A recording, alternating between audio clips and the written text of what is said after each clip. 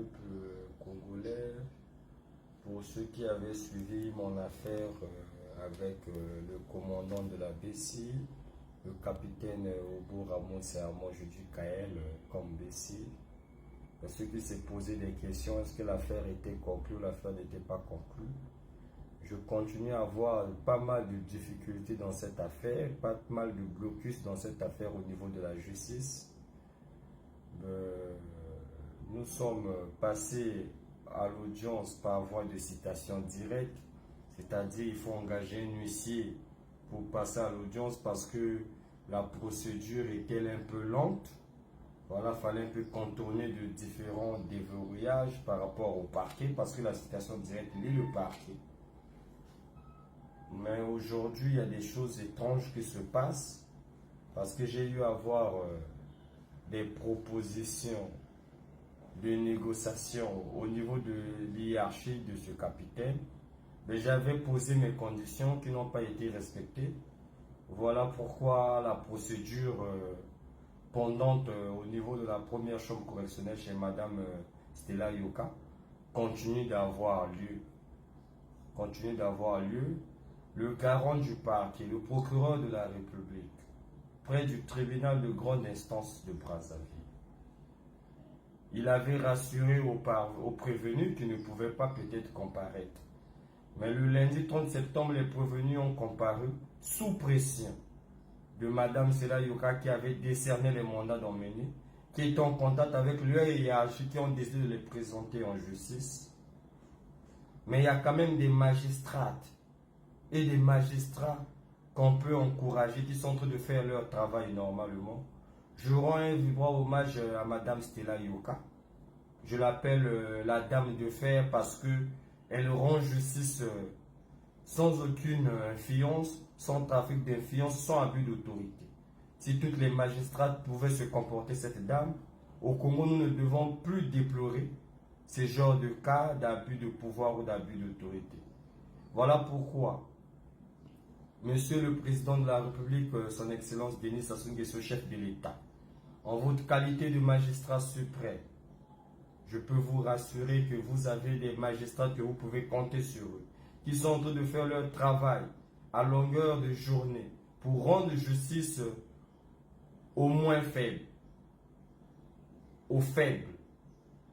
Pendant la rentrée judiciaire avec la Cour suprême, le président de la Cour suprême en a déclaré une justice qui protège le faible contre le puissant, mais c'est ce que nous n'arrivons pas à voir jusqu'à aujourd'hui. Au niveau de la doyenne des juges d'instruction, elle a pris le dossier. Elle a envoyé tout le dossier au parquet de la République. J'ai le document ici avec moi depuis le 14 août 2024. Le document stipule que c'est pour lever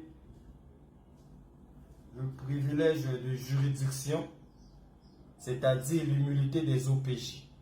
Mais chose à laquelle que le procureur de la République a décidé de ne pas monter le dossier à la Cour suprême. Il a décidé de prendre toute une institution comme la justice en otage.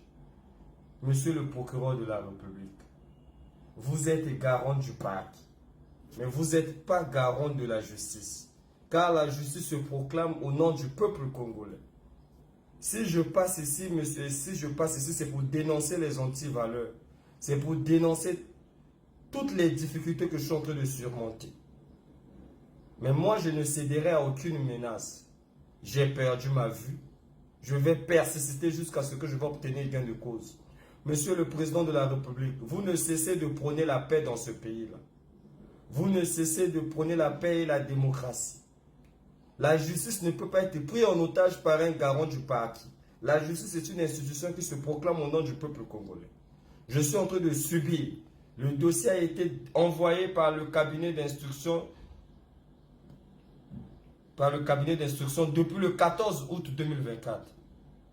Le parquet a décidé de s'asseoir sur le dossier, qu'ils ne vont pas faire monter le dossier à la Cour suprême pour lever ce privilège de juridiction des OPJ, qui est l'humilité des OPJ. À cet effet, je sollicite l'indulgence du chef de l'État, en votre qualité de magistrat suprême. Monsieur le Président, force revient à la justice. Si la justice est un pays qui n'a pas une justice, c'est un pays qui va vers la déroute. Je ne réclame rien d'autre, je ne réclame que justice. Je suis en train de croiser pas mal de difficultés dans mon dossier ou sur mon affaire. Mais je ne baisse pas les bras ni la garde. J'ai la confiance que vous êtes un homme de cœur. Quand vous allez écouter cette vidéo, parce que je ne peux pas rencontrer le président de la République dans la rue ou par voie. Mais voilà pourquoi. Par voie d'audience, voilà pourquoi je fais cette vidéo. Je sais que vous avez des collaborateurs.